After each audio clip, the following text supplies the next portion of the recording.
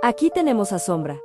Y lo que está haciendo ahora mismo es ciencia pura. ¿Sabías que las ciervas producen hasta 15 litros de saliva al día? Pero no es baba normal. Tiene una proteína única que desactiva las defensas venenosas de las plantas. Muchas ramas que ves tienen toxinas para que no se las coman, pero la saliva de Sombra las convierte en ensalada inofensiva. Además, su corazón late a solo 40 pulsaciones mientras come, pero si detecta un ruido, puede subir a 200 en un solo segundo. Es una atleta del metabolismo.